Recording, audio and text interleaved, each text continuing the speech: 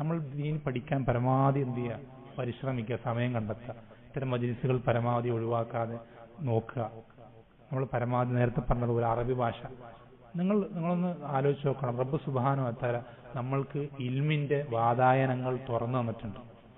24 മണിക്കൂറും ഇൽമു പഠിക്കാൻ ഉദ്ദേശിച്ചാൽ, ഒരാൾ ഉദ്ദേശിച്ചാൽ അവന് പറ്റുന്നൊരു കാലഘട്ടമാണ് 24 മണിക്കൂർ. അങ്ങനത്തെ ഒരു കാലഘട്ടമാണ്. ഏത് ദർസ് വേണമെങ്കിലും ഏത് പണ്ഡിതന്റെ വേണമെങ്കിലും ഇഷ്ടം പോലെ കിട്ടും.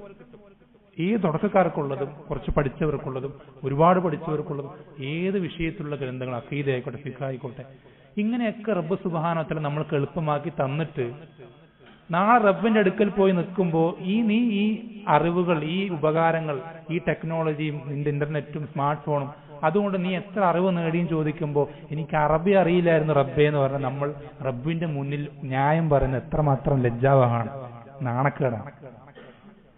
ശരിക്കും ശ്രദ്ധിക്കേണ്ടതുണ്ട്. നമുക്ക് മുന്നിൽ അറിവുകൾ കരസ്ഥമാക്കാൻ എന്തൊക്കെ തടസ്സങ്ങളുണ്ടോ ആ തടസ്സങ്ങൾ നമ്മൾ ചാടിക്കെടുക്കാം, മറികടക്കാം. അതിപ്പോ അറബി ഭാഷയാണെങ്കിൽ അറബി ഭാഷ മറികടക്കാം. നമ്മൾ എന്തൊക്കെ ഭാഷകൾ പഠിക്കാറുണ്ട് ജോലിക്കും ദുനിയാവിന്റെ പല ആവശ്യങ്ങൾക്കും വേണ്ടി. നമ്മുടെ മാതൃഭാഷ മാത്രം നമുക്കറിയാം അല്ല. പ്രത്യേകിച്ച് ഇംഗ്ലീഷ് ഭാഷ വളരെയധികം പഠിക്കാൻ പ്രയാസമുള്ളൊരു ഭാഷയാണ്. ആ ഭാഷയുടെ 10-1 പോലും പ്രയാസമില്ല അറബി ഭാഷ പഠിക്കാൻ. 10-1 പോലും ഇല്ല. അത്രയധികം എളുപ്പമുള്ള ഭാഷയാണ്. ആ ഭാഷ പഠിച്ചാൽ കിട്ടുന്ന ഗുണങ്ങളാണെങ്കിൽ ഒട്ടനവധിയാണ്. പറഞ്ഞ സമയമായിട്ടുണ്ട്. ഒട്ടനവധിയാണ്. അങ്ങനെ ആ അറബി ഭാഷ പഠിച്ചു കഴിഞ്ഞാൽ പിന്നെ നിങ്ങളുടെ നിസ്കാരം ഇപ്പോഴത്തെ നിസ്കാരം പോലെ ആവൂല. നിങ്ങളുടെ ഖുർആൻ പാരായണം ഇപ്പോഴത്തെ ഖുർആൻ പാരായണം പോലെ ആവൂല. രണ്ട് തരാം. അവരൊന്ന് ആന ആടും പോലെയാണ്. വലിയ വ്യത്യാസമുണ്ട്.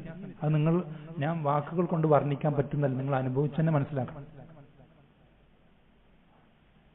ഓരോ ദിക്റുകൾ പോലും അതൊക്കെ പല കാര്യങ്ങളും നമ്മൾ ചെയ്യും. അത് നമ്മളിൽ വളരെയധികം സ്വാധീനം ചെലുത്തും. അപ്പൊ നമ്മൾ വളരെയധികം ശ്രദ്ധിക്കുക.